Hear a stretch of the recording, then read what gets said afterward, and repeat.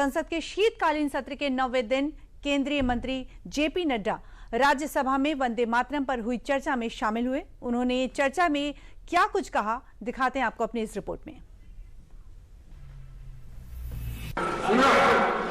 संविधान सभा में भारत के नेशनल एंथम के लिए जो हुआ और उसमें वंदे मातरम के प्रति जो उदासीनता और उपेक्षा का भाव रहा, उसके लिए पूरी तरह श्री जवाहरलाल नेहरू जी जिम्मेवार थे।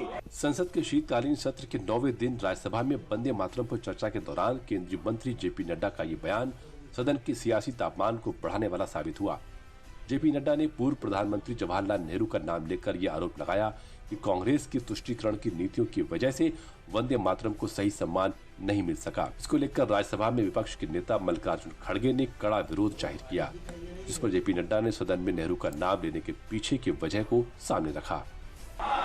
नेहरू जी के ऊपर हो रही है क्या वंदे मातरम पे हो रही है, मैं जानना चाहता हूं। वंदे मातरम की जो यहाँ पर चर्चा हो रही है, I'll tell you, we are discussing about Vande Mataram only, but how that has been connected, he is trying to say, because यहाँ पर बता रहे हैं। मैं कहना चाहता हूं कि हमारा उद्देश्य भारत के पूर्व प्रधानमंत्री को बदनाम करने का नहीं है, लेकिन हमारा उद्देश्य भारत को, इतिहास को रिकॉर्ड पर स्ट्रेट रखने का जरूर है। इस बात को हमको ध्यान रखना है। घटना घटती है तो जिम्मेवार तो सरदार ही होता है।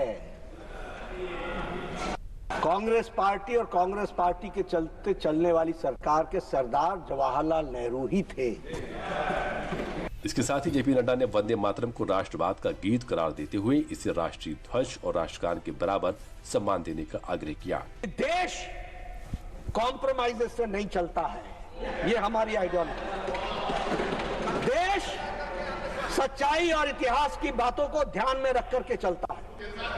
वंदे मातरम को वही स्थान देना चाहिए जो हम नेशनल फ्लैग और नेशनल एंथम को देते हैं संविधान में, उसको हमको जोड़ना चाहिए। गुरुवार को लोकसभा और राज्यसभा में वंदे मातरम और चुनाव सुधार पर चर्चा के बाद दोनों सदनों की कार्यवाही को शुक्रवार सुबह 11 बजे तक के लिए स्थगित कर दिया गया।